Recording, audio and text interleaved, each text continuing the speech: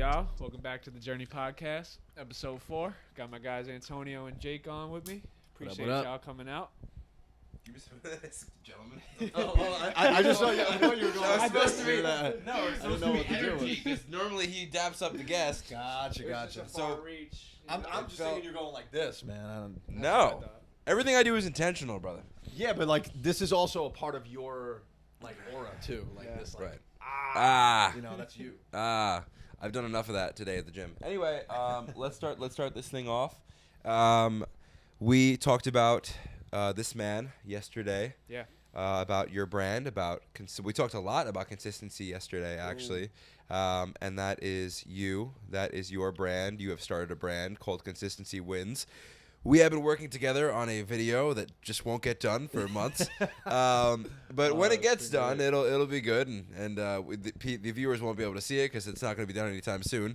But I guess, brother, give us a little bit of who you are, some context, and what is your brand all about? For sure. First off, thank you for the shout outs. Thanks for having me on. I'm real excited. And honestly, I just paid you to do the thing just because I wanted to be your friend. So I just basically paid. That was the most value that we could have gotten. And by the way, me being your friend made the project.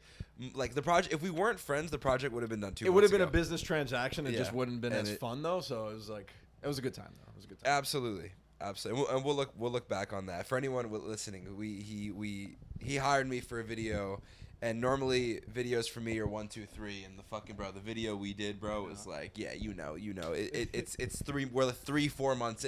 My light dome has been sitting in his basement for the past 4 months. Oh, it's great. Yeah. Oh, there's some funny stories, but yeah. You know, I wouldn't have it any other way. This video is about to be insane. It's gonna be a great introduction to my life story and what Consistency Wins is. Do you guys want the long version or the longer version? Because there really is no short version to this fucked up thing I call life. So Yeah, right. All right, well, go into it, bro. Go into it. Yeah. The floor is yours, bro. So we can bring it back a couple years, and everything about my life, really, up until the point that I was probably like 22, I'm 25 now, was just baseball. That's it. I went to baseball with a side of school, I like to say. And I know I know this. Yeah, Jake knows a lot more. He's heard this a million I times. should just post our interview. Yeah, Exactly. exactly. Go on. So, yeah, I mean, all it was, and I don't like to really stroke my ego at all, but I was a really legit elite athlete at the highest of levels, and I did have a chance to play professional baseball. I was told that I was going to get drafted by the Angels and the Red Sox, and so come draft day, I'm sitting there looking at a screen, and they called me the day before. They're like, all right, we're in line to take you X and X. This round, whatever it is. I'm like, all right, I just want to go. I'm ready to go. And like when you get drafted at that point in the season, like you just hop right into it. Right. So I was really excited. I was a little banged up from the baseball season itself, but I was just really excited to go. Who told you that you were going to get drafted? So I was talking to some regional scouts around here. Okay.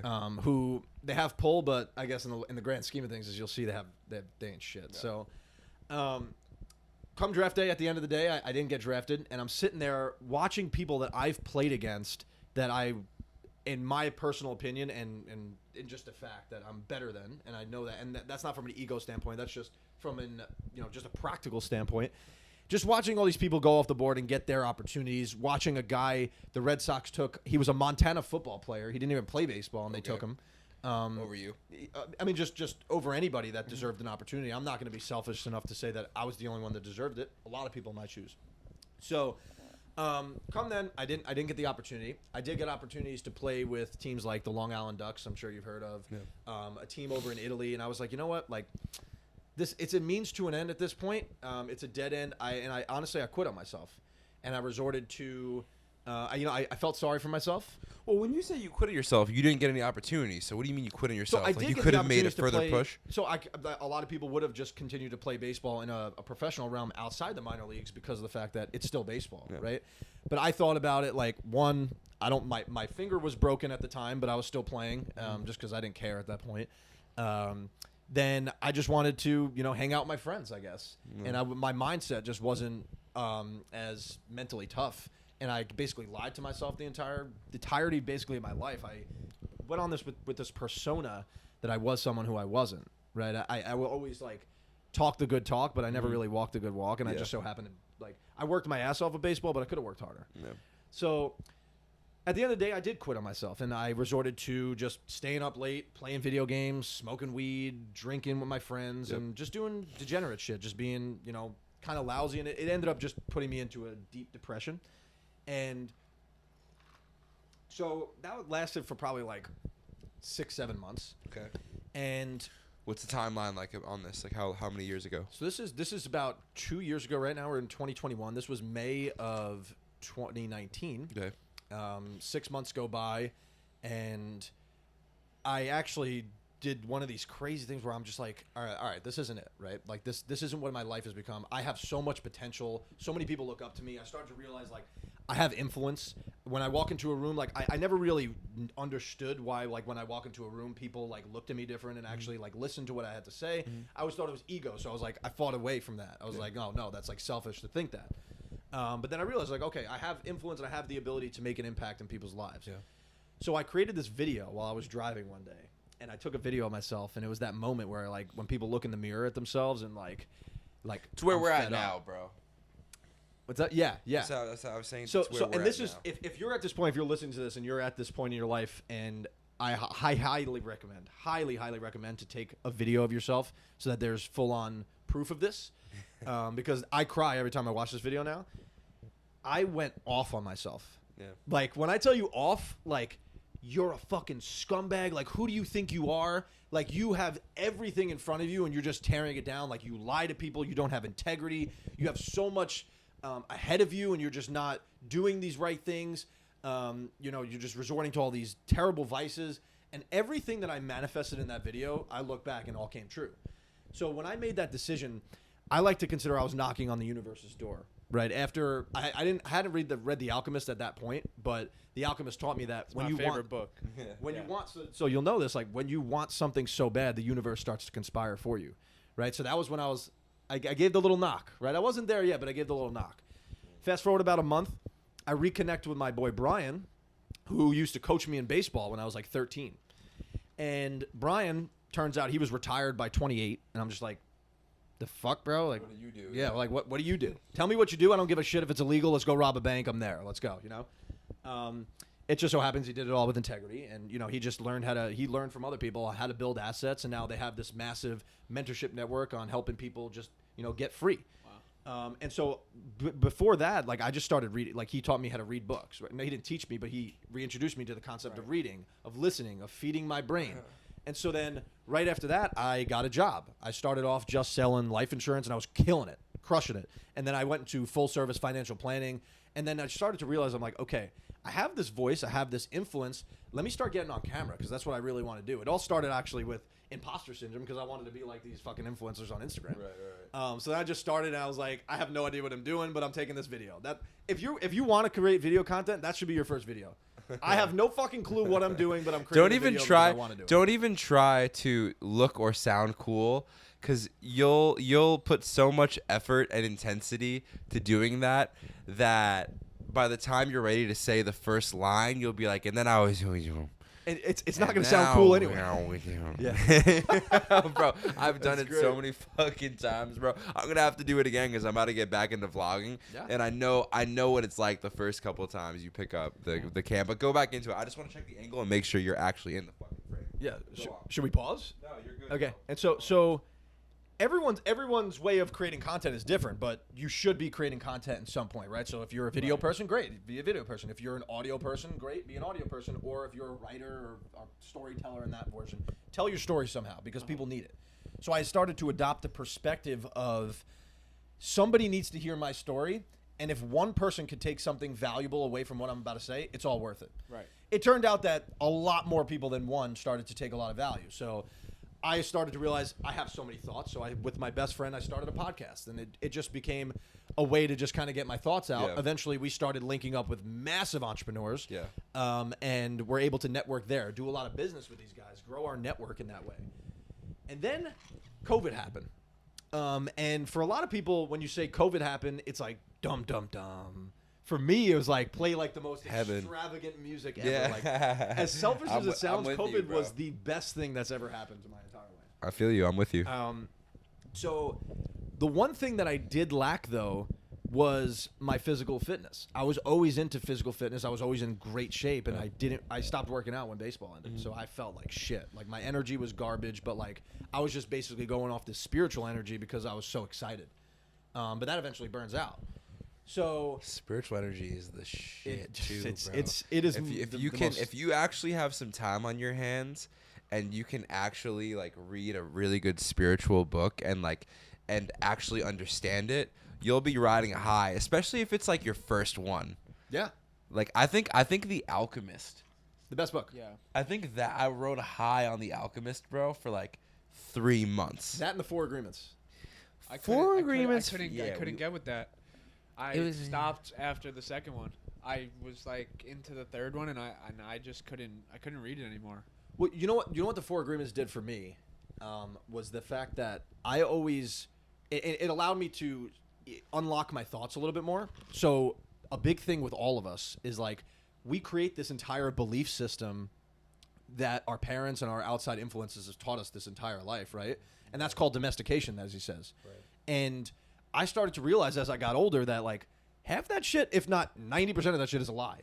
Right. These things, these problems that exist aren't actual problems. They don't actually exist. They just exist in the confines of your head. We're programmed that way. Exactly. Even your remove the problems, your personality. Yeah. Your personality. Remove your problems. Your personality. So much of who you are is a lie. Like not even just your problems. Like the things that you think about yourself to be true.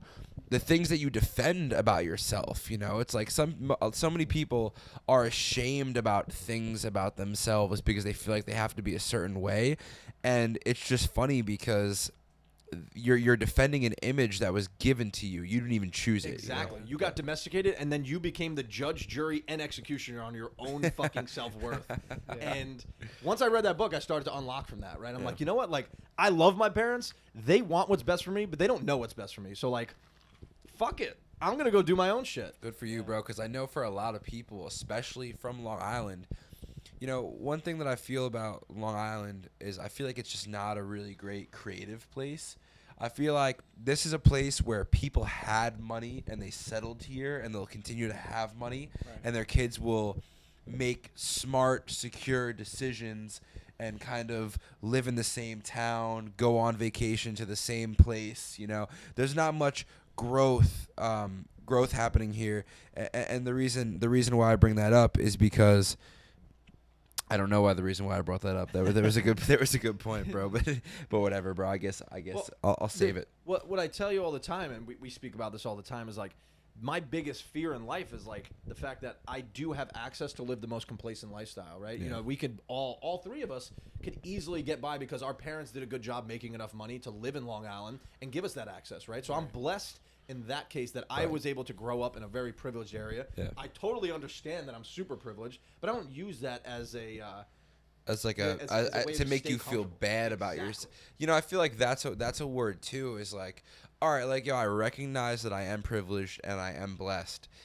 But like, what am I gonna do? Like, sit in a room and cry about it? No, I'm going to like use that I'm going to use that blessing as an opportunity to essentially exploit it for monetary and personal gain, so that I could take all of those gains and then share it with the world. Exactly. And most of these people in Long Island have that same access, and 90 to 95% of those people choose that comfortable route because it's secure. Yeah. Right.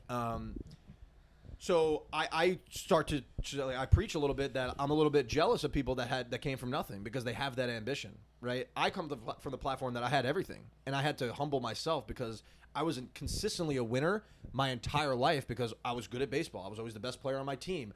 I got everything that I ever wanted, and when baseball ended, I lost. And I realized I wasn't really the shit. I wasn't the shit.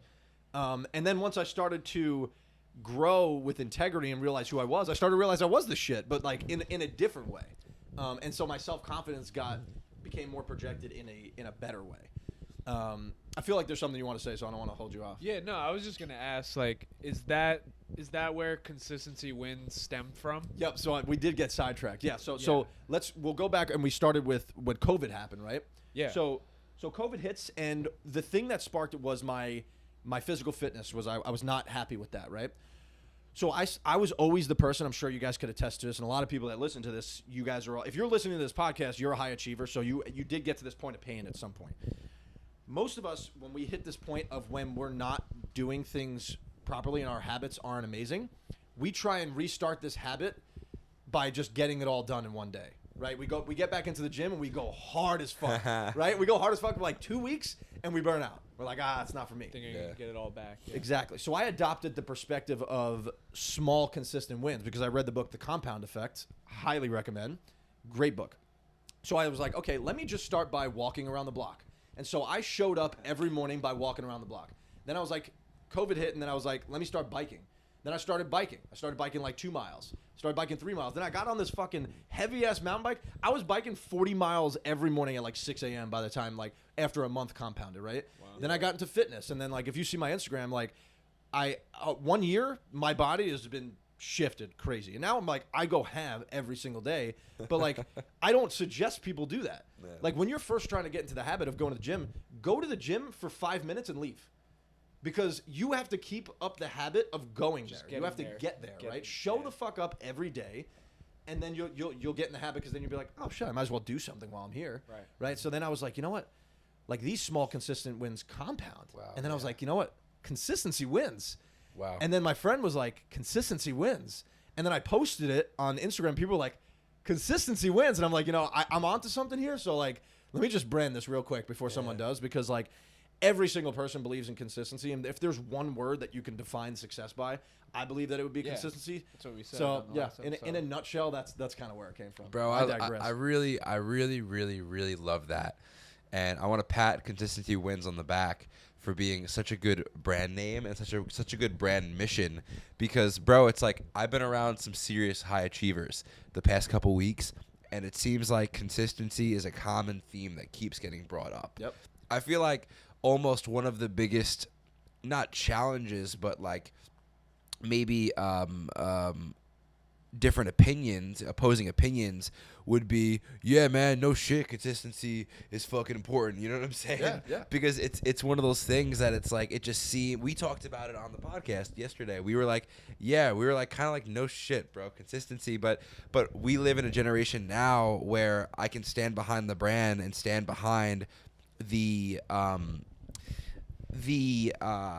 putting consistency in people's faces, because it's something that people like, that common sense is actually lost now. Well, so the things that you start to see is who's actually, like, once you start doing and start actually becoming consistent, you start to see the people who are actually kind of fraudulent. You start to realize who's actually able to compromise on their non-negotiables, because we were all there, right? So, like, once you're actually doing, you start to realize who the people are that are just saying. Yeah. Because I was 100% the person that was kind of saying, and I said really well. I talked really fucking well. No, what do you think makes a person say more than they do? I think it's an identity crisis. Okay. I think that they're trying to impress people and they actually care about people's opinions. Yeah. And that I saw you posted that the other day on your story, where people tell you that they want to do something, you give them the opportunity or the idea or the knowledge of how to make it work, and then they do nothing with it.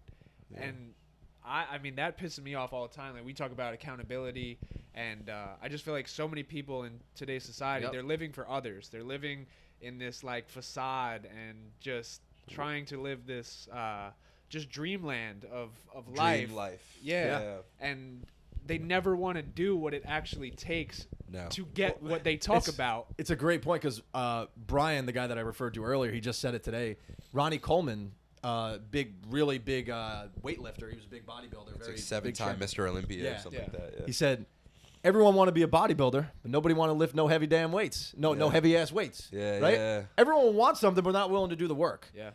And so consistency wins is also not just doing, but it's also being. And what I mean by that is, like, are you consistent and congruent with who you say you are?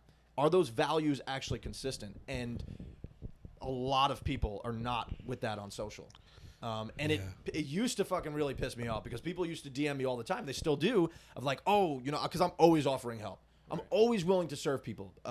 And people are like, yo, I want this. I'm like, okay, here's access to this, or here, watch this and get back to me, or here, read this book and you and I can have a conversation about it.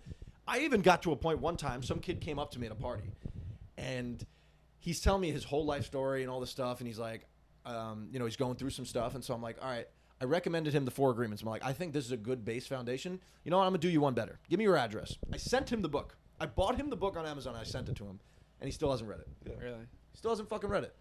Yeah. And that used to piss me off. But now I'm so confident in what I'm doing personally and my habits that the train's still moving. You can hop on whenever you want. We'll always be here for you. But the train's moving whether you're on it or not. Right, you'll get left. Yeah. Wow. Yeah. I wanted to, that's one of the things I'm most excited about for this upcoming year is I want to leave behind all of my negative habits, all of my toxic traits, anything that I'm not necessarily proud of. And a big part of that sometimes is the people that I surround myself with. And you are who you surround yourself with. I would actually argue, and I agree with your point, I would argue that not just a big part of it is, almost every part of it is. yeah. Show me your friends, I'll show you your value. Show me your friends, I'll show you your net worth. You are the person who you are the 5 closest with. But right? I'm not even just talking about I want to leave behind certain friends because my friends are pretty solid. I actually really love my friends. I really just want to leave behind the background characters. And what I mean by that is I want to leave behind the people that are consistently looking to complain about something. Mm-hmm. I want to not pay any attention to people that aren't grinding. If I like you said, bro, if someone comes to me and they're having trouble with their life and I send them a book and they don't read it, I don't want to have any time for that person just because I personally don't really feel that great right now. And I know that feeling great, it's almost like a practice. Feeling great is just a series. It's like getting better at filmmaking or getting better in the gym or getting better really at anything. Feeling great is all really about deciding what makes me feel good, what doesn't make me feel good, and then getting rid of the things that don't make you feel good. And honestly, bro, there's so many things now in our society that doesn't make me feel good. Yeah. And one of those things are people that are looking to consistently complain about things. And I don't want to be around it anymore. I want to be around winners all the time. I want to be around people that are starting businesses. I want to be around people that are starting foundations. I want to be around people that know more than me and people that are excited about life. And someone hearing that could be like, that's fucking corny, bro. I had someone comment on my Instagram yesterday and was like, you're one of the, literally it was like a bot account. And he's like, yeah, you're one of the corniest dudes I've ever seen. Yo, I saw that. That was one of the corniest posts I've ever seen. It's like, oh, I'm a corny dude. And then he came at me and what I'm trying to get at is I want to be so much better than negativity that I don't even feel it because I'm so worried about winning. Yeah. I totally agree. And to your point, to preface your point a little bit earlier, I do some coaching for some people and I just help people start to create better habits because I love it. I do it for totally free because I eventually want to make a business out of it. And so that's what I said yesterday. Yeah. What were you saying? Well, just the fact that someone that was very successful told me to find a problem, fix it, do it for free, and then charge for That's it. That's it. Non-stop free value. That's how you make money. Yep, 100%. So what I was talking to one of my friends about is a lot of the people that talk to me, they're always like, I need to do this and I need to be doing that and I need to be doing that. But what I start by saying is you need to be doing less of these things, right? Instead of adding, we actually use addition by subtraction. Wow. So we're going to subtract some of these bad habits first, and then we're going to start stacking good habits. Because you can't put all these different habits on at once. Too much on your plate. It's addition by subtraction. It's huge, man. It's huge. So yeah, it's like it becomes the easiest way, in my opinion, to start making a change in your life. And keep in mind, everything I say here I just copy it from books. Right. And so so after this, I have a point, but go on. Yeah. Is to, instead of saying what you want to do, start associating with who you want to be. Right? For example, if you're a chronic smoker, right? And you want to quit. We got 2 people. Let's say both of you guys are chronic smokers, right? And both of you guys are trying to quit. And you guys quit at the same time. And I offer you both a cigarette. And Zach says, no, I'm trying to quit. And you say, no, I'm not a smoker. Who has the better chance of quitting long term? Me. Of course he does, because he no longer identifies as a smoker. You're just trying, right? Right. And it's a valiant effort, but it's bullshit. Wow. Right? Because you're saying you're trying, you leave that door open for failure. Wow. I no longer allow myself to be this person that exhibits this habit. Like I am no longer this bad habit. I am greatness. For example, another example, like I want to I want to be a certain amount of weight with a certain amount of body fat, or instead I just now associate with an elite athlete. I'm an elite athlete, and I do the things that elite athletes do. So now, therefore, the result is I have that body fat and that. And that's what gets me so riled up about people like looking at that viewpoint and calling it corny, because bro, like you're going to do that's going to be the thing that like helps you quit smoking. Well, you know what I'm saying? What really made me free and what liberated me so well, because like I always struggle. I was like, and people don't do this and people don't do that. It makes my life so much easier realizing when someone takes the time out of their day to say something about corny. You just saved me so much time. Instead of having to get to know you to realize I don't want you in my life, I know immediately I don't need you in my life.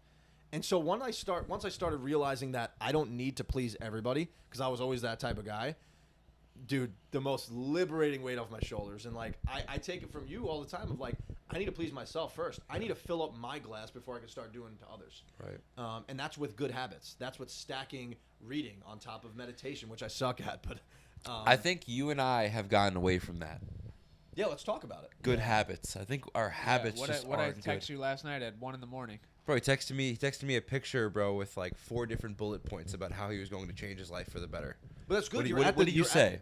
I said, stop bad habits, change your life starting today, Yeah. and what was the other point? I want to pull it up. I think the thing that we've really been struggling with, bro, is like, and like, this is something I definitely feel, bro, is like I've probably read like 20 self-help books at this point. So, and I've read the Dhammapada, I've read the Tao Te Ching, I've read parts of the Bible. Like, I've listened to so many fucking podcasts, bro, that like I almost got over it. Like, I almost got over it. Like, I almost feel. I mean, you know what you need to know. You know what I'm saying? Like, you can only hear something so many now fucking I'm times. having You're not reinventing words. Now anymore. I'm having a problem with the action of it. So it goes back to relying into like leaning right into consistency, right? Like you're not giving yourself enough time to be consistent. And what consistency wins means is doing the things you said you were going to do long after the emotions have left. Right. Because yesterday, which is an amazing time that you wrote down these bullet points and you were inspired. Something inspired you. You might have went to a Tony Robbins event. Tony's going to fucking inspire the fuck out of you. Yeah. Right? And you're going to make a life change in that moment, and you're going to feel so good about it for a week. Yeah. You might feel good about it for a month. Wow. But that's eventually going to go away once you go back to all the habits back home, right? What you need to do is create commitments, which have to be small because they have to be sustainable, and they have to be done every single day. And what I do is I have a whiteboard, and I write down what zone action commitments, and zone action just means like what things like really need to be done, like really priorities, like zone action, like fucking in a flow state. What things need to get checked off every single day to know that no matter how I feel today, because I don't feel great every single day, no matter how I feel, the needle's getting pushed forward in personal growth, in business, in fitness, in my relationships, all that stuff. I check off those boxes, so now my mind is so much more important than my feelings. So my feelings don't matter anymore. Then I can go deal with my emotions later, because my emotions are a fucking tricky game. They're not actually who I am. I am what I do. So I just do. Yeah. Yeah, I think a lot of it is like ego and emotion, like you were saying. Like there's so many times where, think about at night, like you talk, like you'll have all these great ideas and you talk about what you're going to do the next morning, and then you wake up and you kind of don't feel that well. Yeah. Yeah, And your mood dictates so much of what you do. And how many times do you just be like, all right, tomorrow or this afternoon? And Dude. Too many times. And it's, bro, it's just never ending when you live in that, in that space. And what me and Jake have been talking about, like both of us just have kind of been feeling like a little lost in what we want to do, or just kind of like where we're at right now and at this very moment in our life. And for me personally, this is like one of the first times I've ever felt like this. Like we spoke last night for an hour. We just walked around the neighborhood just talking about it. And yeah, I mean, it's just been tough. And that's like the saying we were saying earlier, like when it rains, it pours. Yeah. And when you're in this mindset, everything else seems a lot worse than it is. Yep. The smallest things that usually wouldn't trigger you, every little thing, it's just like, damn, why this, or why is this happening? What is going on? Like today, I was just like, I was like, yo, what the fuck is wrong with you? Yeah. And so what's funny is that that's all fake, right? Like what I challenge you to do right now, if you can, give yourself a pat on the back right now. Okay. Just do it. Just give yourself a nice pat on the back, and breathe in right now and say, like, in this exact moment, I know we're on camera, so just be really fucking proud of yourself that like we're here.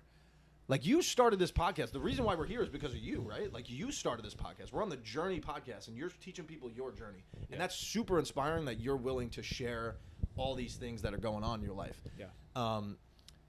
But understand that, like, you're right where you need to be, bro. Like, things are good. Like, and listen, I don't know much of your, like, the in-depth personal story. I'm sure, like, there are much challenges that go on, right? But you're doing a podcast right now, and you're inspiring others, and you're actually making a difference. Right. So give yourself some freaking. It's a good point. Some grace, man. Like, like grace was one thing that I had the struggles, because like this is exactly what I feel like you guys are going through, right? Because I deal with it all the time, and grace was what really helped me. Understanding that, like, just because I commit to something every day does not mean that I'm gonna fucking do it every day. I fuck up all the time. The reason though is that, like, when I used to fuck up on my commitments, I used to be like, oh, I screwed it up. Now I might as well, like, let's say I was committing on not drinking, right? This is an example. And then I drank one thing. I'm like, might as well drink 15, right? Or like I'm on my diet and I quit. I cheat on my diet and I'm like, might as well fucking eat the rest of it. Yep. Yeah. Right? But instead, give yourself some grace. Be like, you know what? I fucked up, but we're right back on it. And you just get right back on it. And you be consistent more times than not, and that's how you win. Because everyone's going to fucking fall off track. Yeah. Not everyone's Kobe and Michael, or they're different animals. But you know what? You know what? Like, I think something is actually going on. Maybe it's our age. Maybe it's like post-COVID. Maybe it's Mercury fucking retrograde. I think it's good things are really on the horizon, and you're feeling like this nervous energy and like. No, this, but I'm saying not for me. Yep. I'm saying for everyone. Yeah, like, yeah, bro, yeah. like, I feel like this. He feels like this. My boy Nick feels like this. Femi feels like this. A lot of people that I talk to, I know, feel like this. A lot of people don't even feel like this because they've already given up. So they just play video games now. Mm-hmm. So they go away from the feelings. Yeah. So my question is, I just don't know if it's a certain period of time, or maybe there's a negative, mediocre energy on Long Island or something.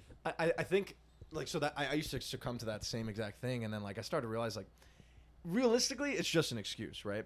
Like, what really helped me overcome it was just, like, being so fucking busy that I don't have time to feel like there's something going on. But you know what, bro? Like, when I was in Miami, I felt like an overwhelming sensation of, I am not the guy that eats that bag of Doritos. Yeah. I am not. Yeah, you know, I felt it. And I got home and I ate a bag of Doritos last night. Well, I think it's like, because you are the guy that eats the bag of Doritos sometimes, and that's okay. Like, you can eat the bag of Doritos sometimes. It's like, and dude, I know you, like, you love yourself, bro. You love, like, I've never seen someone walk into a gym and be like, I'm very good. I'm very good at being myself. It takes a different animal to be the type of person you are. So, like, I mean, I applaud both of you. Like, you guys are fucking awesome. The fact that you're just sharing this and we're gonna post it to people is incredible. Yeah. Yeah. So what I really want to do is, like, I've been that way. We've all been that way, and I still get that way. We all get that way, right? Yeah. And what I like to do is my big passion in life is to create communities for those types of people, right? Because we're high achievers, and this shit's lonely as fuck. When you want something, especially if you don't know how to get there, it's lonely as shit because no one's really coming to help you. right? So I like to create communities of people that feel that same way, and just inspired by people who are doing. So now, Right. like, people are just sharing wins, and you're like, fuck, that person's winning. Like, let me go get a win today. That would be awesome for the journey, bro. Yeah. Like to hashtag the journey, I'll do something random on my story, I'll go hashtag consistency wins, or someone else will do that. Like, Yeah. make it, you have it enough, we talk about this. Right. We might as well invite others to join because people do like it. It's not the numbers, bro. The numbers, fuck the numbers, bro. It's really just about the 5 people that actually watch every single episode. Yeah, and that's And it's changing their life. yeah, and that was the whole reason of making the journey is because my life has been a journey and Yep. everyone has. You know what I mean? Think about from when you were a kid and when you were a kid, bro, the shit's been up and down, nonstop. And it's just a lot of trials and tribulations, and I feel like everyone can attest to that. Everyone has a story, everyone has a journey, but not everyone has a platform to share it. So my question to you, and I apologize for cutting you No, off no, because no. I want to know this. I don't want to forget this. You guys got me a little fucking drunk off the little. Dude, I don't really drink. Dude, I'm going for it, bro. I'm saying fuck it. Why might as well, So my question to you is, for those people that do listen to your podcast, are you leaning into those? Like, even if it's 5 people, right? Are you leaning into those people? Are you serving? How else are you serving those? Are you having one-on-ones? What do you mean by leaning into them? Leaning. No, I know like, that, are you but, starting to like? Are you reaching out? Are you sending them some shit? Are you sending them even a voice note like, "Hey, man, I really appreciate you," or "Hey, let's connect." How are you serving others?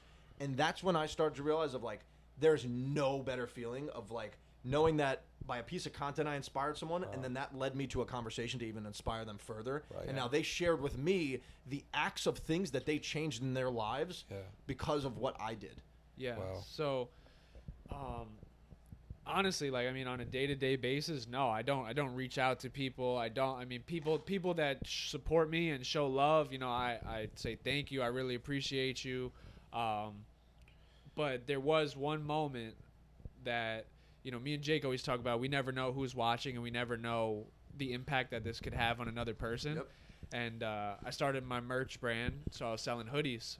And a kid, I won't say his name, obviously, he came to my house to pick up his hoodie. And went to high school with him, didn't really know him personally.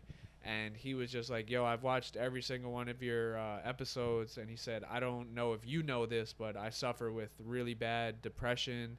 And, bro, your episodes helped me get through this so much because I didn't know all the shit that you went through and all these stories that all these people have gone through. Like, some of the people I've had on, like, bro, like Izzy had cancer, bro. Yeah. And now this dude's a professional bodybuilder. He beat cancer, and, like, there's just a lot of stories that he said. And he said, yo, like, your podcast really, like, it helps me. And that was the first time someone has ever genuinely said that. A lot of people saw that I started a podcast, awesome, bro, fire, bro. But I don't know if it's really impacting them. But this kid at 11 at night came to buy one of my hoodies and then told me that. So that was, like, the first time where I really, like, realized. I was like, wow, And tell me not that feeling, maybe not in the moment, but after, of like conceptualizing that, right? That's like, in my opinion, one of the best feelings I've like. I've like so when I was in sales, and I'm still doing sales, like that's a better feeling than closing a massive commission check. There is nothing better than knowing someone is inspired by you, by your positive action with integrity. There's literally, like, that is what your life is. That's what your life should be, is a life of service, right? When you realize that you did so much for yourself that it transpired to someone else, that's when you could say, wow, like, that's success. That's success in my opinion, Yeah. I think that's my biggest issue right now. Is that I've had so many. This might sound really fucking arrogant, bro. I've had so many fucking wins, and I've had so many people come up to me and tell me that I've changed their lives. Like I've had people come up to me like, yo, you've changed my life. Like, really, dude. Today, in the song, and bro, I'm walking out of Lifetime. This old head, like 50 years old, Indian dude. I don't want to pull up the proof because whatever. But like, I know you guys believe me. But this deal comes up to me. He's like, yo, man, like, I'm a geriatric psychiatrist, and I heard you speaking one day in the sauna, and I want you to know it really helped me.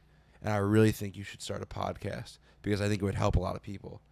And I was like, yeah, man, thanks so much. Cool. I had a good conversation, and then I walked it off, and I didn't think about it. Like, I think that's my biggest issue right now is nothing makes me really feel good anymore, bro. And that's what I mean by leaning into it, right? You need to go further into that. You need to get to know that guy. Get to know if he has kids. Maybe get lunch with that guy. See what's going on in his life. See how you can serve him more. Yeah. Send him something. Create a Right. fucking person. Get his number and create a personalized video. Hey, man, I really appreciate what you just did right there. Yeah. That made my day. Yeah. And that's when I started to really lean into that. And I didn't know that shit. I used like mentorship to understand Right. that. Like, you know, I leveraged people that were doing that shit. Like much make quicker than me. make things like that a bigger a bigger moment than just that 3-minute interaction. Well, it's a transaction. Yeah. You know, that becomes a transaction, and like, there's not enough value because there's so much more value that could come out of that. Yeah. You know, And it'll keep you in that place of inspiring. It'll keep you in that, like, I think sometimes I move away from that gift that I have. I really feel like I have a gift to inspire, but I'm so worried about my own stuff, and it's so natural to me that I'm like, oh, change your life, cool, man. But, Sounds good. Yeah. You know what's funny though? It's ironic because the more that you worry about your own stuff, the less that your own stuff gets like rapidly created. Like, and like great That's things are fucking happening true, for bro. you, right? Yeah. But like it's crazy when you start to lean into other people and serving others, how much more rapidly things happen. That's why I believe in God, because like Right. it doesn't make sense. You know what I'm saying? Like, the universe starts to realize that shit, and it just opens up so many more doors to you. I So think- like, if one more thing, I want to look right into the camera, because if you're watching this and I'm addressing you specifically, one thing that I challenge you to do, and what I started when I really wanted to learn how to serve, and this was during COVID, so I couldn't really interact with people when it was like a thing to be locked down.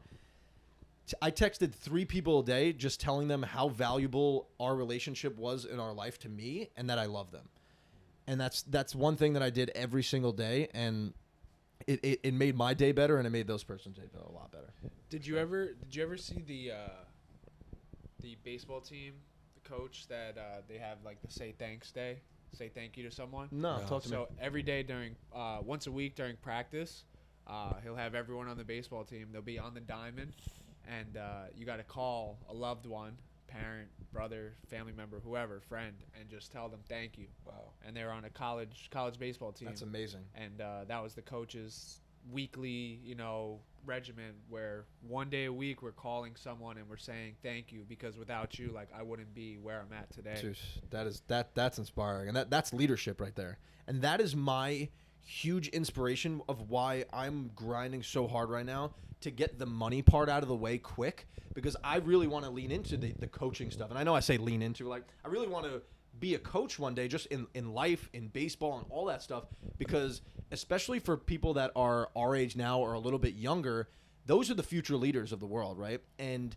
if those people succumb to just the bullshit that they see on social, or just like don't have somebody like us to talk to them and inspire them, then we're just going to consistently get more of the same, right? So now we have to set the example of who we want our future to be.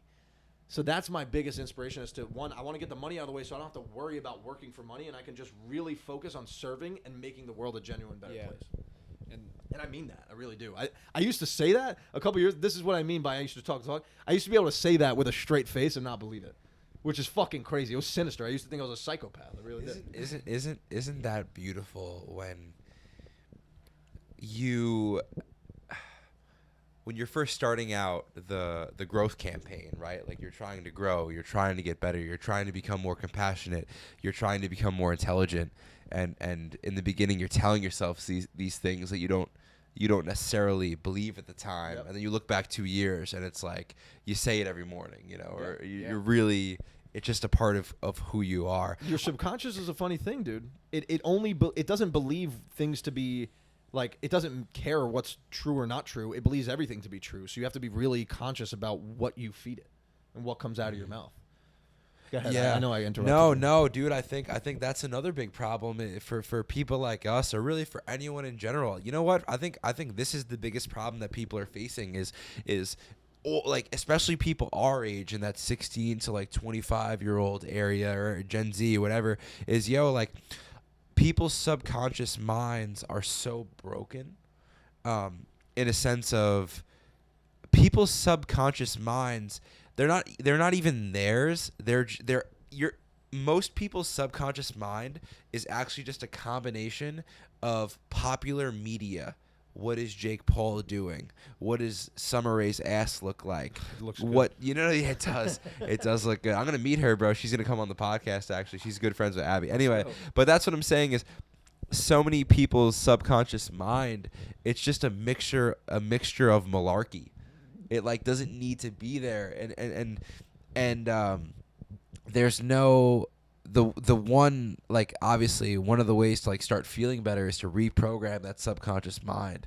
But one of the biggest problems that people our age and younger face is that so much of our subconscious minds are filled with so much garbage, and it's like, where do I even begin? That's why, it's like you walk into a room with walk into a fucked up room with clothes everywhere and garbage and clutter and couches and fucking mold. It's like, where do I even fucking begin to clean this thing up? It's almost like I have to blow this room the fuck up, smithereens. You ever see restart. that SpongeBob Start episode? over. There's like a SpongeBob episode where like his brain's going off. He's like, "What's his name? What's his name?" They're like bugging out. Dude, it's that's what our brains are like, yo. And so like that, it's so important that you start to feed yourself. One, you have to forcefully feed it, right? So like, instead of listening to music, if you feel that way and your subconscious is still kind of leaning that way, and we're all like that, you got to start listening to audiobooks on the way home, or podcasts, right? Yeah. Or consistently having these conversations. I mean, every single fucking day. For me, I had to start moving out of my parents' house because like, even though I did a great job of like stop playing into their like the bullshit of what they kept on talking about, and like, I know I'm not going to change them, but I could at least stay silent on some of the brokenness there. My subconscious could no longer take it. Like, I couldn't continue to have my subconscious feed into that. And so that's what it's. You got to be really picky about who you can have influence you, because we all have the ability to be influenced, and if you're lying if you say you don't. So listen to everyone, but be influenced by very, very specific people. Yeah. You got to really choose your influencer. You really do. Yeah. And that's what I kind of wanted to ask you. Like, why do you think people in this generation specifically, why do they confuse busyness with production? Yep. Yeah. Yeah, because it's cool, right? And a big passion of mine I talk about a lot is like, why do we make busy so fucking cool? Like, I love not being able to do shit. Like, it's like, I literally love just like walking my dog, or a huge like bone I have to pick with society is like, when people ask you what do you do? Society, fuck you. Yeah, you. I'm speaking. You. It's like, it's when people ask you what you do, we immediately resort to like this word of like, I'm a doctor or I'm a teacher, and people are like, oh, that's cool, and they just go on with life, right? Like, when people ask me what I do, is like, one, that's a really loaded question. Like, I like to hang out with my dog. I go to the gym. Right. You know, I inspire people to be the best version of themselves. Yeah. Oh, you want to know what they do for money? That's also a loaded question, because there's a lot of fucking things I do for money. So once you start to really like, what I've really honed in on is why I said like building assets and building businesses. Like, you start to have cash flow coming in to where you don't have to work as much. And like, don't get me wrong, there's days I work 15, 16 hours, but then there's other days where I don't feel bad if I'm only working an hour, or I take a vacation for 4 days. Like, because like things are still going on. Yeah. And that goes with a lot of like front-loaded work. But if you do it smart and you use your normal job as an asset to build other assets that pay you, it's a life that, you know, you start to earn that freedom, and you're just like, okay, you know, I like to hang out with my dog and get paid doing it. Like, my entire life, all I want to do is like, I want to be myself and get paid to do that. You know what I mean? Like, it's a beautiful fucking thing, and you can. You easily can. Yeah. It's just a decision. Yeah. And I wanted to switch gears a little bit, just because We are 50 minutes in. Yeah, I mean, whatever it is. But I wanted to ask you about the NFT space. Sure. And just kind of pick your brain a little bit, because I know you've been diving into it, and I'm sure you know a lot more than I do. And I just want to, just know what, you know, if you could give us a little rundown of. I'm fascinated by it, and like, I'm not. Are you actually fascinated by it? I am. Yeah. And it's not one of those things where like, it's a trend. So like I'm fascinated by it because like people are talking about it. I'm glad people are talking about it because like whether you like it or not, and whether you think it's stupid or not, which I did for a long time, and it cost me tons of money of opportunity. It's legit, huh? It is where we're going, and because people don't understand where we're going, what people think is like, okay, Bitcoin and Ethereum and all these things, they're going up, right? And that's great, but like, what the fuck are they being used for, right? There isn't a scenario in the next 5 to 10 years where I'm going to go to the gas pump and be like, fuck, I wish I paid for this in Ethereum. You know what I mean? Like, dollars are doing just fine. It's okay. I mean, dollars are not doing fine, but like, it's we'll pay for shit in dollars, whatever they say, whatever the government tells us to pay money in, we're just going to end up paying money in. That's just is what it is, right? So, what I started realizing in the NFT space is that 95% of these things are fucking scams, totally. But there are real projects out there looking to make a legit difference. Like, for example, what I'm fascinated in the NFT space is crypto gaming. Why the fuck would I ever play a video game that doesn't pay me? Because now everything is verified on the blockchain through NFTs and through Bitcoin and through all these like wallets and stuff. Right. So now think about an open world game, right? Think about like a Grand Theft Auto style game, right? And now there's a way where I can actually own real estate in the game. And the reason why it has value is just like any other reason, because like people say there's value. Because people like clout and people want to feel like they got in early and people want to say they own something, right?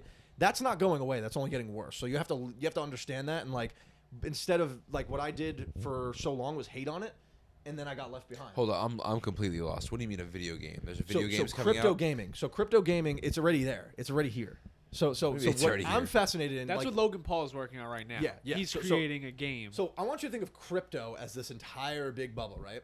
It's Bubble. impossible to try and dive into each little thing. If you do this and this and this and this and this and this, you're going to lose money because you don't know what the fuck you're doing, right? It's only good, in my opinion, to dive into like one or two things that are really like get an expert, become an expert at one or two things, and you can Okay. make a lot of money. Right now, what the first, in my opinion, use case of crypto we're going to see of like actual using these things is crypto gaming. Because now they're coming out with games. I want you to, like, I'm going to create a scenario. Think about Logan Paul having, like, there's a video game, right? There's a Grand Theft Auto video game. Okay. And now there's a penthouse that goes for 1 Ethereum, right? And now Logan Paul exchanges US dollars for, let's call them theft tokens. And you know how there's virtual currency in like NBA 2K? But it's only exchangeable for like virtual currency, right? You don't actually make money. This is real money because these tokens are associated with an actual token that fluctuates up and down, and there's value in it because the market says there's value in it, and it's on the blockchain. It's all verified. Everyone knows who owns it. And so Logan Paul will now go and buy a penthouse in Grand Theft Auto, right? And now because Logan Paul owns it, everyone wants to fucking own that penthouse, right? So do you feel like the best way to make money with NFTs is if you're an influencer or if you have a big following? Well, If you that's can one- almost I mean, if you can that's a- manipulate the market? Yeah. I mean, like- if you're an influencer and you have a big following, it's the best way to make money, just having attention. Right? So how Attention could is the someone biggest like commodity. us make money in the NFT So space? exactly, finding those games or projects, NFT projects that are legit. You're gonna lose a bunch of them, but you only need to win one. That's the next 5,000, 10,000x opportunity, long term. Wow. That's this right here where we're at is Bitcoin at $1. That's the opportunity that we have. right now. Wow. So you have- that's the equivalent right now in the NFT space. That is the if Bitcoin equivalent was of where at we're at. $1. Bitcoin is at $1 right now in the crypto gaming space. And then how do you? And I know what you have to use Ethereum to purchase. Could be Ethereum. NFTs. Some of these things are doing it on the Solana network. Solana, okay. Polygon does a lot of the gaming. So pretty much everything on the Ethereum network. Yeah, it's just like, listen, I'm not the biggest advocate for it. I'm not the most educated, but what I'm doing is watching a ton of content, hopping in a lot of Discords, creating group chats with people that know what they're talking about, and just being influenced by the people that I think are the right people. Right. And, you know, in my off time, that's what I do because there's a lot of fucking money to be made. It really is, and it's cool. It's cool. I find it cool. That's you know, that Yeah. by no means would I just like quit what I'm doing right now, but over time, it's like that is where my money should be put to work right now because the returns are insane. Wow. Have you seen any returns yet in the NFT space? You just got into it. Like Yeah, last I'm just week, like I'm right? just like kind of I wouldn't say like maybe like a month or so. Unfortunately I was like heavy into it like 6 months ago of like listening to all the content Gary Vee talking about it, and I was like, yeah, I'm all about this, and then I never pulled the trigger on anything. All these projects blew up. I would have like last year or 2 years ago during COVID, whatever it was, all my friends were telling me like, buy Ethereum, buy Bitcoin. I'm just like, nah. Realistically, I would be a multi-millionaire right now if I did with that, because I have so much conviction in the space now that like I'm willing to go all in. So get educated first, then start dabbling with some money. Now, how would you recommend someone get educated? Follow Alex Becker on YouTube and on Twitter, and then follow everyone that he follows. Gang. Right. Yeah. 'Cause I watch a lot of guys on YouTube in the crypto space, but you know, you never really know with all these price predictions. You know, a lot. Everyone's getting these clickbaity titles. Yeah, for sure. Yeah, they're all giving this. You know, they're making money off you clicking anyways. It doesn't matter. Exactly, and they're in the cryptocurrency, so of course they're going to tell you it's going to 10x or it's going to 5x, and then by the end of the year. So that's why it's hard to really know, who to listen to and who not to, because it's all clickbait, and now crypto has become so mainstream, especially with our generation, because everyone thinks, there were so many Dogecoin millionaires. Now every kid our age is, trying to find that next coin and whatever. But to oppose your point a little bit, even though that we think crypto's mainstream because we're in it, it is so not mainstream. It is early. Such a very small percentage of people that actually hold crypto. Exactly. It's insane, dude. But just think about how many YouTube videos there are now on crypto than there was 3-4 years ago. Yeah. And so now a lot of these things on FOMO, so that's why I'm really looking into the crypto gaming, because I'm no longer worried about getting in on Bitcoin at $60,000 as it is like $63,000 today. Right.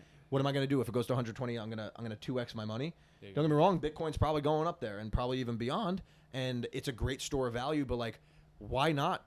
And me, I do have a little gambling aspect in my blood, so like, why not be a little bit degenerate with some of my money? Like your portfolio should consist of some safe investments, some risky investments, and then some really fucking risky investments. And like, a portion of my portfolio is now extremely risky because like, why not? Yeah. Why not put X amount of dollars into something to make a 5,000% return on it? Right. Why not? And because money is just a thing. You could just always make more. So it's like, that's what I saw. Mark Cuban said that, where he was like, "You're gonna lose on 80% of your investments." Yep. He said, "You're gonna get rich off the 20%. Yeah. You're gonna You make only a need really surplus one of or two. money." Yeah. Yeah. It's kind of insane. There's so much. I mean, I got him into Doge one night. I was like, "Yo, just throw what I tell you to throw in there.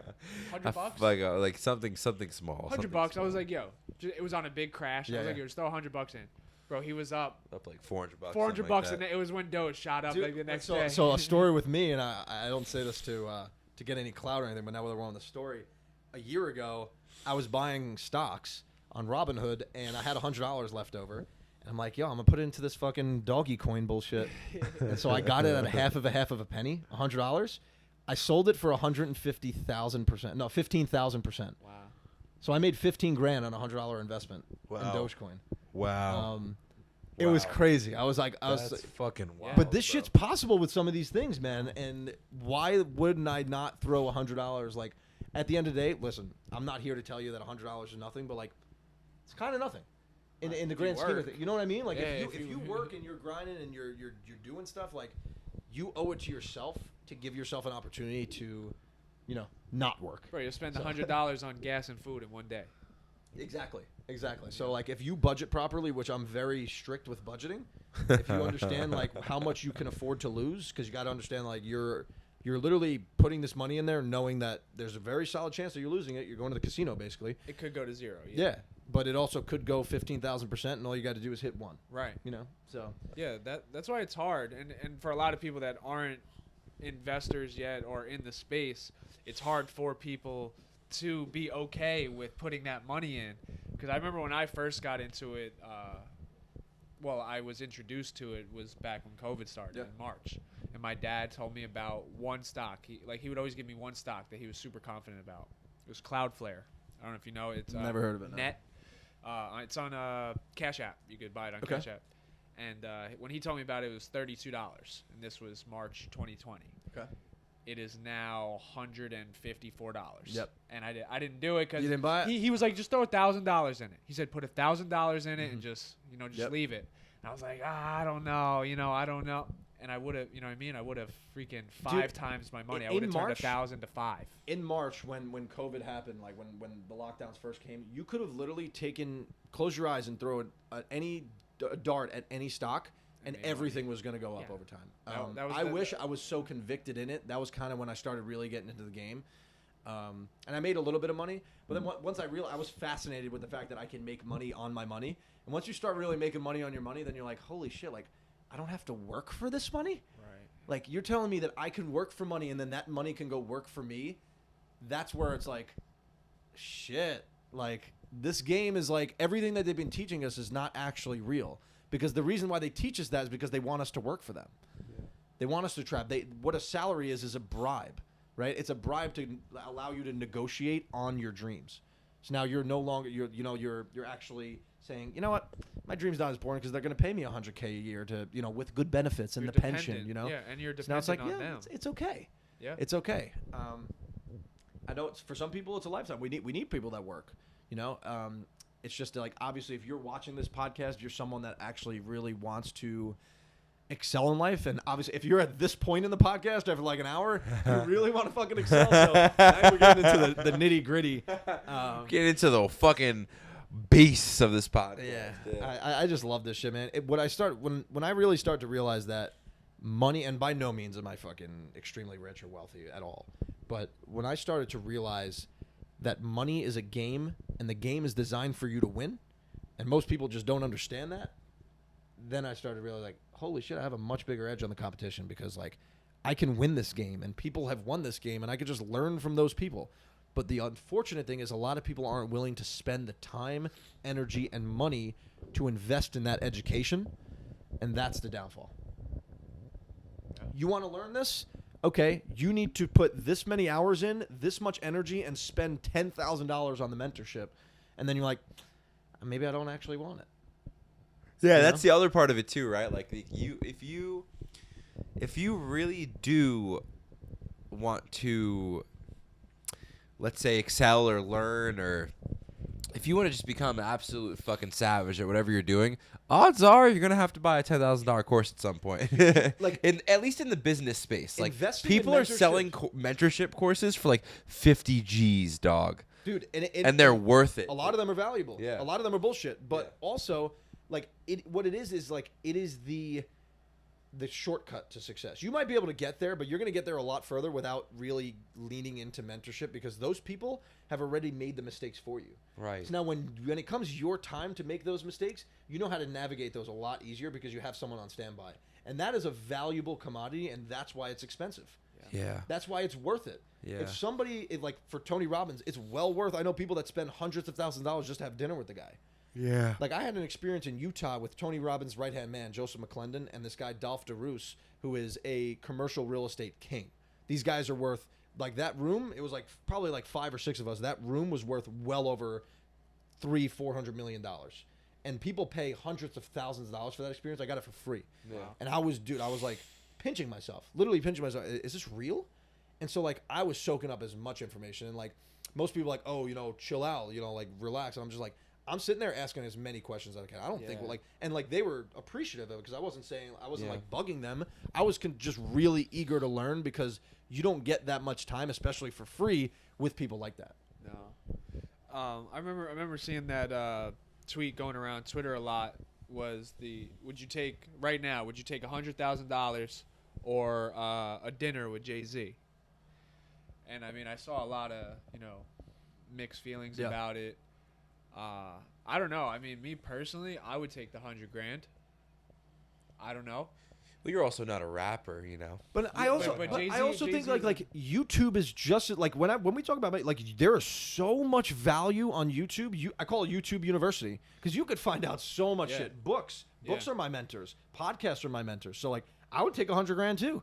$100,000's nice. Yeah. I feel like you can turn $100,000. You could take $100,000 and make a lot of money with $100,000. But at the end of the day, though, if I'm having one-on-one dinner with Jay-Z, probably worth a lot over $100,000.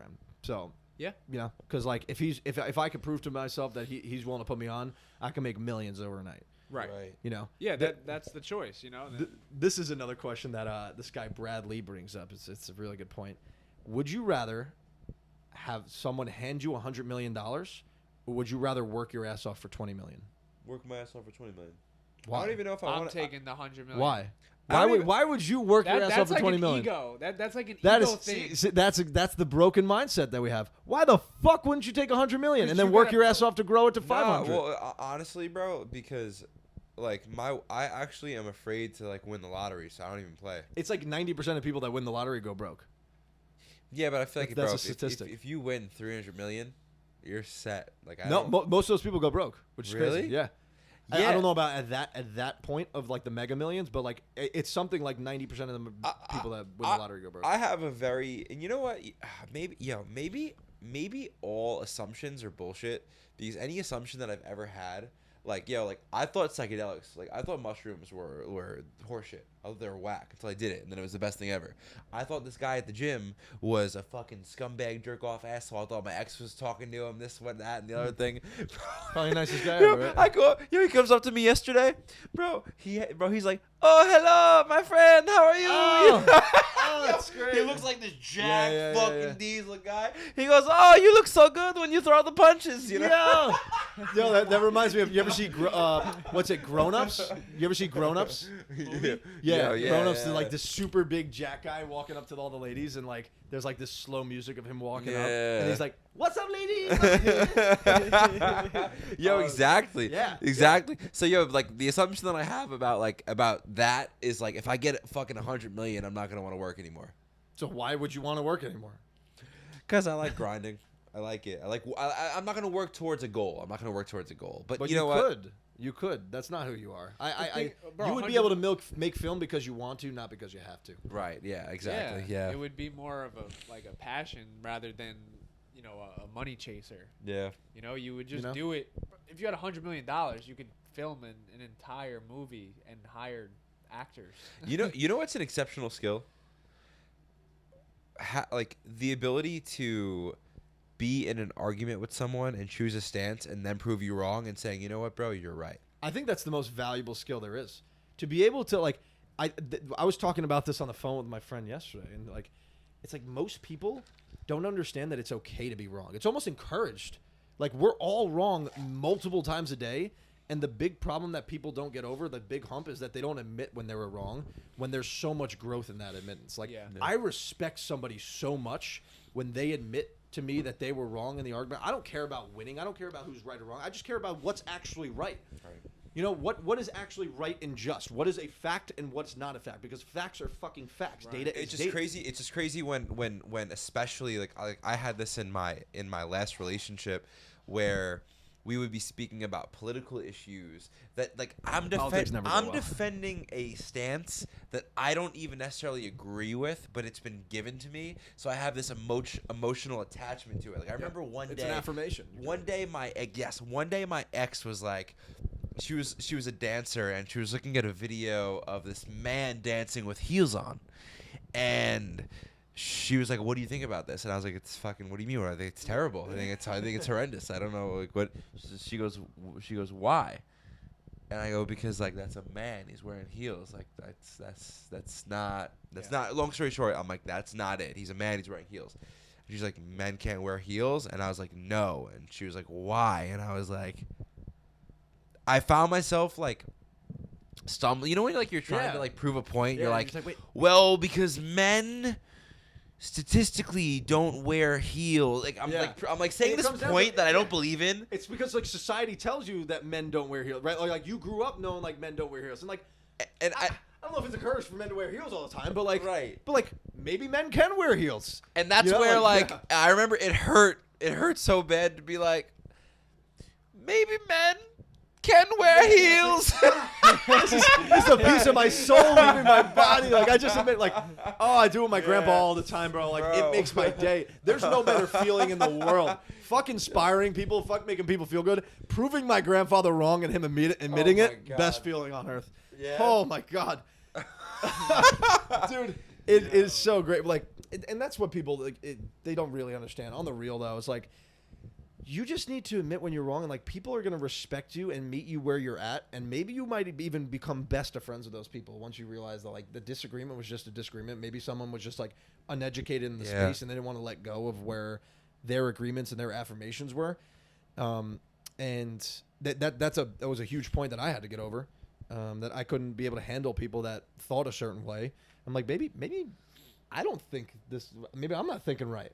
Yeah, because how many times do you believe something to be a certain way, and then you go back on it, and then you defended it, and you look at all the people you defended it with, and you're like, damn, I was like kind of being a dick, Yeah. I was like now if I wish I could go back in that room, I wish I could have been like, yo, you know what, this just is not that serious. Yeah. Like I wish you all the best. For another example, like I know this guy who consistently gets into these arguments with people, like just over bullshit, and he's always coming to me about bullshit, and I was like, do you not understand that there's a recurring theme that maybe it's not those other people that are wrong, and like it's you just can't find common ground, and you're like, and I know for a fact because this guy has blown up in text messages with me, and like I've had to like mute the chat because like it's crazy. It's just like this extraness of like it's overboard, and like it's almost like he's addicted to that own suffering, and I'm so sad to see it because he's a nice guy, but it's like you're causing that for yourself, and you're too egotistical to admit it because he's an older gentleman in his like 50s, I think, and it's not cool to admit you were wrong back in the day. And that like to your point, I just wanted to say like about I wanted to go back on a point before. Sure. Is like I know people like that. Like when I talk to them, it's about something that went wrong with their day, or some argument that they had, or just something like that's not pushing the needle forward. Mm-hmm. Before, how I was saying that I want to leave behind all things that don't serve me. Yeah. A conversation like that, I don't even want to have it. I don't even want to have it. That is why I literally throw people for the biggest curveball every time they meet me, because they're like, I'm like, how you doing? People are like, not bad. They're like, how are you? I'm like, it should literally be illegal how good I'm doing. It literally should be illegal how good. If I was doing any better, I'd be fucking in jail. Yeah. Like, I am that happy with my life. Like, So talk about that then, and we've been fucking going for a while, but whatever. Yeah. Who gives a fuck? Dude, so how long have you been this happy? You're actually that happy? You're jumping off the fucking jets? Yeah, it's just like, because I realized that, just to say it like that. I just started to realize that, like, on a daily basis, I just do whatever I want to do. And I don't have anybody telling me where to be. Nothing holds me back. But you do have a set schedule. I do. And I love that set schedule because I make that schedule. And I'm a slave to that schedule. And I like being a slave to that schedule because I created that schedule. You dirty I slave. have buffer time. I have my own time. Sometimes it gets overwhelming. I get frustrated. I throw shit. Yeah. I scream. Yeah. I do a scream every day. I actually do what's called the daily scream. I think everybody needs to do something like that of just like, we're all getting frustrated. So like, like it's just, you are where corny won. I'm going to comment on that kid that was talking shit to me. I'm going to be like, you should meet my boy. And I love Antonio. myself. I love myself for being that corny person. I need you to take a video. We're going to send it to him. Oh my God. I do a daily scream. I love that. I've started to really embrace that, where like I've gotten a lot of hate for like the consistency win shit and stuff, but I've gotten a significant amount more love, and I've just like really leaned into that. And like I wake up every day. Brad Lee, the guy that I was telling you guys before, he helped me adopt this crazy perspective of like, he wakes up in the morning, and nobody wakes up in the morning every single morning feeling good. Every single one of us want to snooze every single day, and I do the same shit. I want to do the same shit every day. But he wakes up in the morning and he asks himself this question: would I rather have $1 million, or would I rather be alive right now? And every single time the answer is, I'd rather be alive. And you wake up like that, and you won the lottery every single day, and that puts everything into perspective. Yeah. That's so much gratitude in that moment where I realized I fucking won the lottery. One in a trillion, one in multiple trillion, to just be here. And that's cliche, but it's true. There's a reason why stigmas are stigmas and stereotypes are stereotypes and cliches are cliche, because maybe they're fucking true. So I've just started to really adopt that perspective. And by no means, I get sad sometimes, but like, I'm just so convicted into where I'm going. And, now with the move happening and stuff, I'm really excited. And life, I'm starting to realize it's not happening to me, it's happening for me. And so I'm just really open to it and just excited for all the opportunities to come the way, for real. Do you think that sometimes our negative feelings are actually serving us? Definitely. Like in a time of like right now, or maybe I'm not really feeling the best. Do you think that could just be it could be a gift from God. That's massively. Yeah. It's. I think not only can it be, I think it is. Yeah. And it's an opportunity for growth. It's necessary. It might be allow you to adopt the perspective that like this entire life is suffering. Yeah. That we're always going to feel like that. So we have to put ourselves through forced suffering, such as like for me, it's like these wild workouts in the gym to where like now I simulate that in real life and like nothing's that hard anymore because I'm like I just fucking killed myself at the gym, you know? Yeah. So it's just constantly forcing yourself into those uncomfortable situations because then like when life inevitably gets uncomfortable, you're just like, it's all good. You know, I think life's good. realistically, we fucking know we gotta do. We just gotta do it. That's Yeah. it. Just becomes an act. And of it starts doing. with tonight. I'm in a calorie deficit. Not eat again. And Right? that Jack Honey is gonna. It's not too many calories. I might. You have don't to think order, so? I might have to order Uber Eats at some point here. I'm fucking starving. So. This Jack Honey, shout out to Jack at the Daniels factory because at the Daniels factory. This guy's, oh, that's so good. Oh, that's because great. I'm telling you, bro, this is a good thing. This Jack Honey, I would drink again, Boys, I really appreciate you giving me this platform to just kind of rant. Dude, you know what? This is good, bro. This went not how I thought it would go. and I'm actually very much. I think you offer a lot of value, bro. I appreciate it. I think you guys offer so much fucking value, and like Zach, I'm so fucking proud of you, bro. And I haven't known you for much, like for very long. I haven't even known Jake that long, but I only met you a couple times, if not maybe once. But I feel like I've known you forever, and like I appreciate, like I've watched all your content, and I'm super grateful for the fact that like you took a step to even have this, right? So like I think a step for you should just really be, hey, like just giving yourself some grace and be like, yo, I'm here, like I did something positive today. I gave somebody else a platform. Yo, to he speak, woke up so. at 4 a.m. He had basketball practice this morning, bro. At 5 a.m. No, Where did you go, what bro? time? At 6 a.m. 6, yeah. But he showed up an hour early to put shots up. That's it. Yeah. And so like he's here now.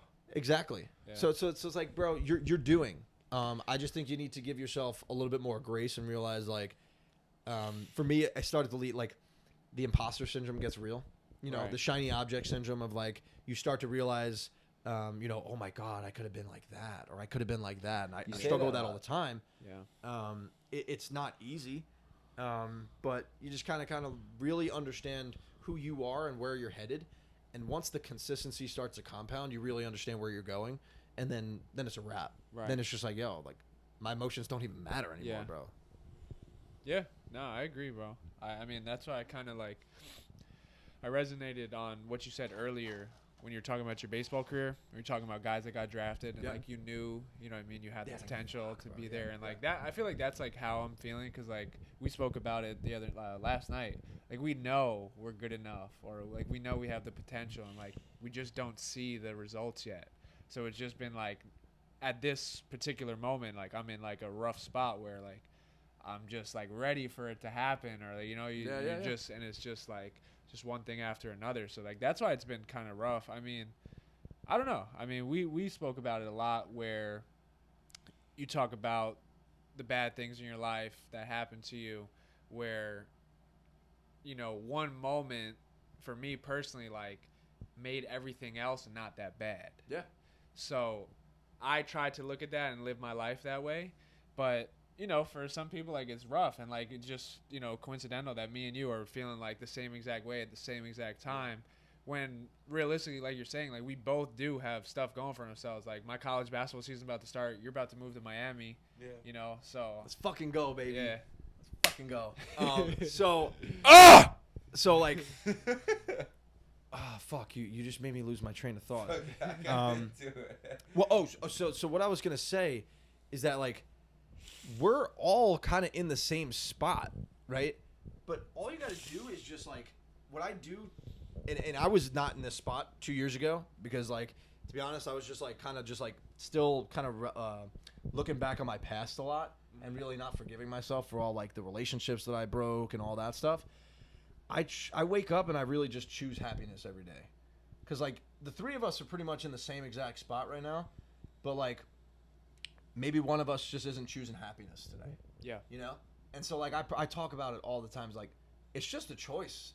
It's a decision that you make. And even if you're not feeling great, it's not inauthentic to just say you're doing great, because it's better than saying you're doing shitty. Right. Yeah. So I really just that's one thing I implore you guys to start practicing a little bit more, of just feeding your brain with more positive energy coming from your mouth. Yeah.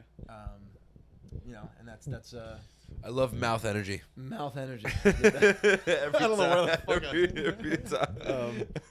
Yeah, it's not. Oh, I had a good point. I I forgot. just ruined that clip for you. That was a clip. That was a clip. Yeah, that's the funniest, bro. Mouth When you're energy. when you're watching the podcast and you're like, yo, I'm saying something good there, and then something goes wrong, you're like, damn, clip lost. It was like, Jake, stop the film. I do what I have to do so I can do what I want. So I can do what I need. Yeah. Oh shit. Good That's times, irrelevant bro. to this All right, podcast. well, I but guess it's we an can inside we joke. can end Yeah. end it at that. End Yeah, it no, here, right? Hey, Yeah, bro. thanks That so was much, a good one. boys. Yeah, I appreciate you coming on. I For sure, definitely, man. got a lot out of this. Just listening For to you, sure. hearing your mindset and I like the what way you said attack before, bro. things. If you got to this point, you're a high achiever. If you're watching this, you're a high achiever. If bro. you have the ability for us to Makes me still be feel talking better to you, about like, my 10 you views. should- yeah. You said high achievers. Yeah, you should feel really good about yourself. If you're at this point in this video still watching us fucking three baboons still fucking spill bullshit out of our mouths, we love you. Drop a DM in this thing. DM all of us. We Sales. want to connect. We want to connect. No, for real though. Like, Yeah. if you're at this point, you're a real one, and we should connect further. And you should Yeah. connect with Zach a lot further. For sure. And I'm more than happy to do a one-on-one with anybody. I'm sure any of you guys are more than happy to do a one-on-one. Just it's all about spreading life into people. So, thank you guys for having this, and thank whoever's watching this for doing that. Yeah, appreciate you, bro. For sure, bro. It's a good one. Hell yeah. That's great. All right, good. That's a good one.